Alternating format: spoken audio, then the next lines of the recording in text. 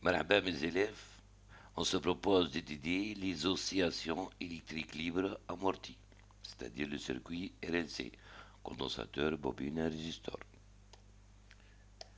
Grand temps, étude expérimentale. Mais avant de faire l'étude expérimentale, on va faire un tout petit rappel. Rappel, ça va porter sur le dipôle RC et le dipôle RL. Je commence par le dipôle RC, le circuit formé par résistor, condensateur, générateur. D'accord. Donc la tension ici au bord condensateur augmente progressivement, mesurons le E. Donc Q positif et augmente, ici positif et augmente.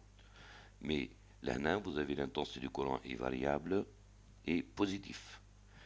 Après avoir chargé totalement le condensateur, on bascule le cas sur la position 2, c'est-à-dire le générateur, vous allez avoir le circuit RC, donc se produit la décharge.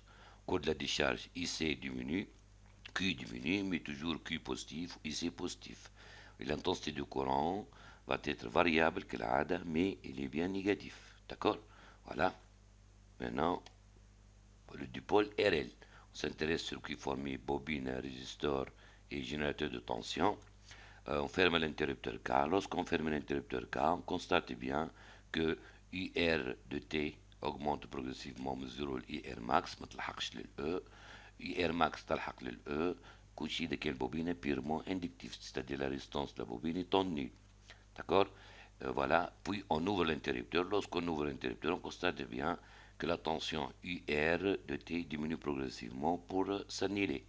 Donc, à la fermeté de l'interrupteur K, on parle de l'établissement du courant continu dans le dipôle RL. Donc, dans ce cas, vous avez dans cet intervalle-là, ça correspond à 5 taux, il y a deux intensités du courant. Le courant provenant du générateur qui augmente et l'intensité du courant produite par le phénomène d'auto-induction de la bobine qui s'oppose à l'augmentation du courant du générateur. Mais dans cet intervalle-là, le courant étant constant du générateur, pas de phénomène d'auto-induction. Ça va. Mais lorsqu'on ouvre l'interrupteur, on parle de rupture de l'intensité du courant dans le dipôle RL. Et dans ce cas-là, le courant du générateur s'annule.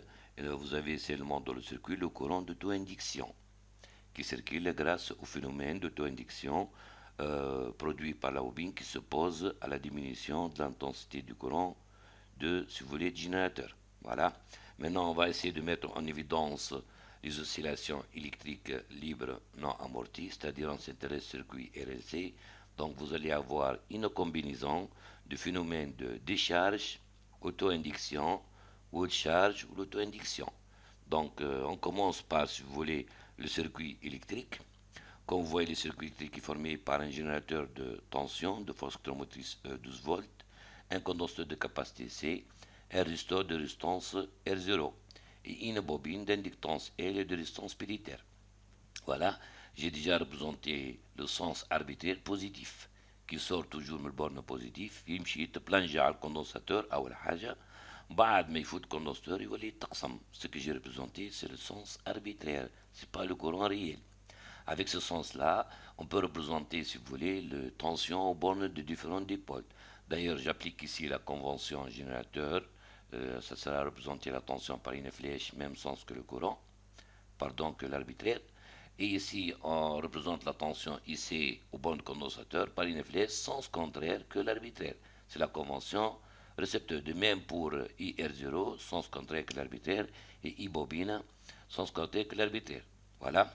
Donc, sachant que la résistance totale du circuit étant R0 plus petit r, maintenant, pour étudier, si vous voulez, les oscillations électriques libres amorties, on va utiliser le commutateur K qui nous permet de fermer le circuit sur la position 1 ou la position 2. Et voilà, je vous إن شاء الله في الكبسولة فيديو numéro 2. Merci.